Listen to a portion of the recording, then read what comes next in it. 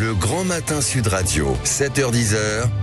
Patrick Il Rocher. est 7h14. C'est à la une ce matin le déplacement d'Emmanuel Macron, notamment en Haute-Saône, pour rencontrer des agriculteurs. Nous sommes avec Guillaume Fauconnier, exploitant laitier à Cubry-les-Favernais. C'est en Haute-Saône. Bonjour Guillaume Fauconnier. Bonjour. Bonjour. Vous avez prévu de rencontrer donc Emmanuel Macron aujourd'hui ? Oui, en fin de matinée, on a rendez-vous avec lui. Oui. Qui a organisé cela ? Comment ça se prépare une telle rencontre, Guillaume Fauconnier ? L'Élysée annonce, le préfet après passe par nous et puis aujourd'hui pour essayer de trouver une ferme et puis d'organiser cette rencontre au mieux avec la profession. Oui, voilà, c'est ça. Donc, mais il sera sur votre ferme ou à côté ? Non, il est dans une ferme qui a une demi-heure de chez nous. Oui, d'accord. Nous, c'est nos responsabilités qui nous ont fait gérer ça, voilà. Oui, voilà. Bon, alors, vous allez le rencontrer, le président de la République. Qu'est-ce que vous allez lui dire ? Je rappelle que vous êtes un producteur de lait, c'est ça. Vous avez... Oui, tiens, d'ailleurs, précisez-nous votre exploitation, c'est combien de vaches et combien de litres de lait ? On traite 160 vaches aujourd'hui, 2 millions de litres de lait. Ah oui, c'est quoi, 160 vaches, oui, effectivement. Oui. La traite qui va avoir lieu, là, tout à l'heure, non ? On est en cours. Vous êtes en cours. C'est en cours. Alors, qu'est-ce que vous allez lui dire, à Emmanuel Macron ?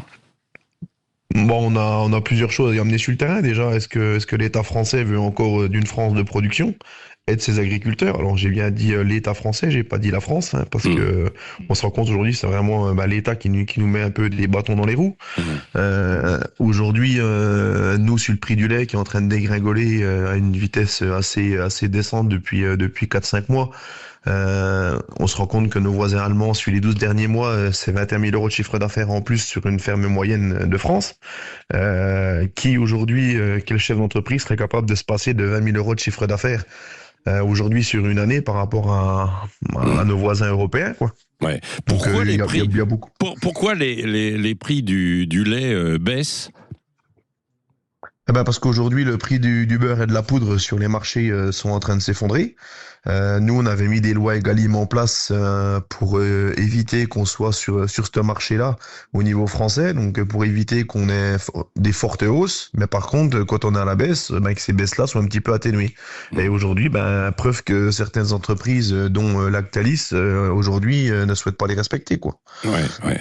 Mais alors, Lactalis, c'est parce qu'ils sont sur le marché, probablement, où ils écoulent le beurre, et tout ce qui vient du lait, des produits laitiers.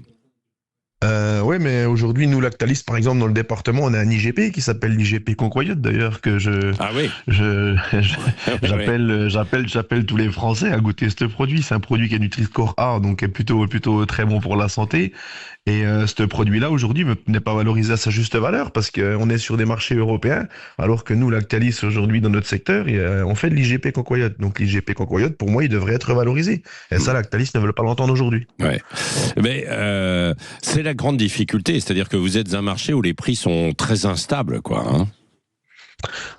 C'est très volatile et on est sur des marchés aujourd'hui qui sont européens voire mondiaux et la concurrence est complètement déloyale. Aujourd'hui, on a des normes franco-françaises.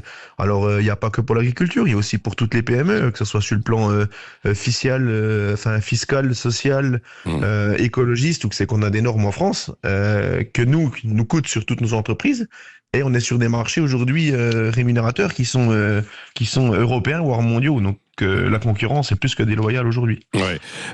Donc vous allez dire à Emmanuel Macron que il faut que l'État intervienne différemment, mieux, parce que on a du mal à comprendre comment effectivement on pourrait faire pour améliorer et surtout maintenir des agriculteurs sur tout le territoire et notre souveraineté alimentaire, Moi, clairement, aujourd'hui, ce qu'on veut demander à l'État, et moi, c'est mon point de vue, c'est qu'on veut pas d'aide.